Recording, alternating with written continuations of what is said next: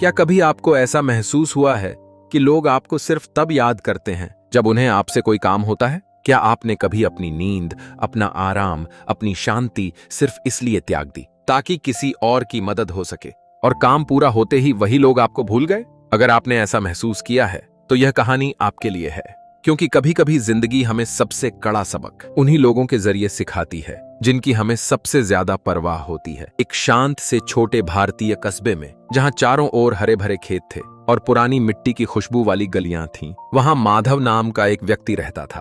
पूरा कस्बा उसे अच्छी तरह जानता था। किसी की साइकिल की चेन टूट जाए तो आवाज लगती, अरे माधव को बुलाओ।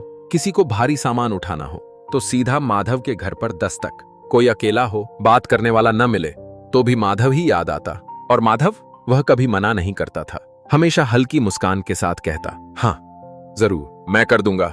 लोग उसकी तारीफ करते थे, उसे बहुत अच्छा आदमी कहते थे। लेकिन धीरे धीरे, बिना उसे एहसास हुए, माधव की जिंदगी उसकी अपनी नहीं रही। उसका बगीचा अधूरा पड़ा था, घर की खिड़कियां टूटी थीं, छत से पानी टपकता था। उसकी अपनी परेशानियां बढ़ती जा रही थीं, लेकिन वह उन्हें ठीक करने के बजाय पूरे कस्बे की समस्याएं ठीक करने में लगा रहता था। हर रात वह थका हारा, मिट्टी और पसीने से भरा घर लौटता।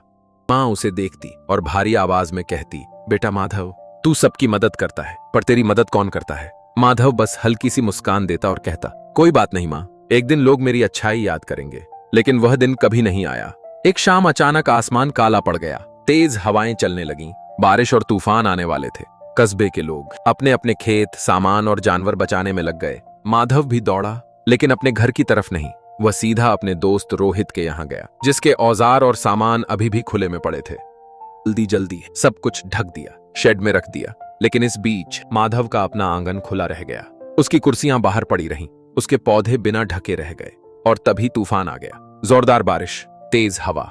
जब माधव घर पहुंचा तो उसका पूरा आंगन तबाह हो चुका था। वह सीढ़ियों पर बैठ गया, बारिश उसके चेहरे से टपक रही थी। वह कीचड़ में बदले अपने सुकून को देख रहा था। उसकी माँ ने उसके कंधे पर तौलिया रखा और धीरे से बोली, माधव, आज तूने सबका सामान बचाया, बस अपना नहीं। माधव कुछ नहीं बोला।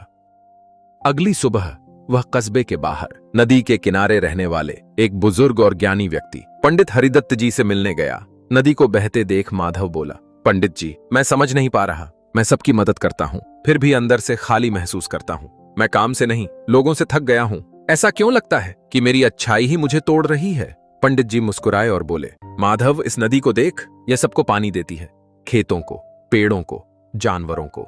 लेकिन जब यह अपनी सीमा भूल जाती है, बाढ़ आती है, सब कुछ बर्बाद हो जाता है। बस यही बात है।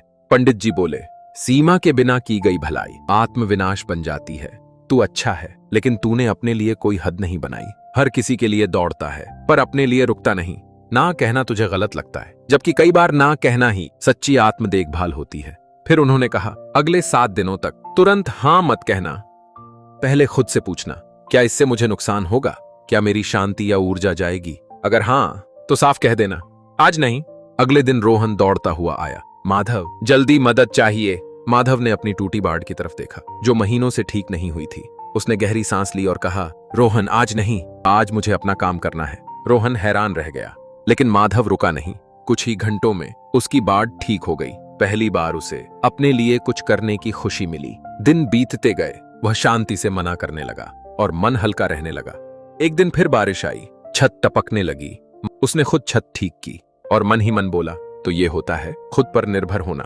धीरे धीरे उसकी जिंदगी बदलने लगी। लोग कम बुलाने लगे, सम्मान बढ़ने लगा। माधव का घर संवर गया, बगीचा हरा भरा हो गया और वह मुस्कुराने लगा, बिना थकान के। एक दिन पंडित हरिदत्त जी आए, घर और बगीचा देखकर बोले, तो माधव, क्या दुनिया टूट गई जब तूने सबको हाँ कहना बंद किया?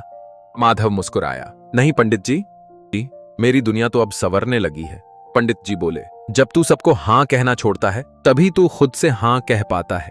तो मेरे दोस्त, क्या आप भी माधव जैसे हैं? क्या आप जरूरत से ज्यादा देते हैं? याद रखिए, ना कहना स्वार्थ नहीं, शक्ति है। यह दबाव नहीं, शांति चुनना है। आपका समय बहुत कीमती है, क्योंकि जब आप खुद की कदर करते हैं, तभी दुनिया भी आपको सम्मान देती है।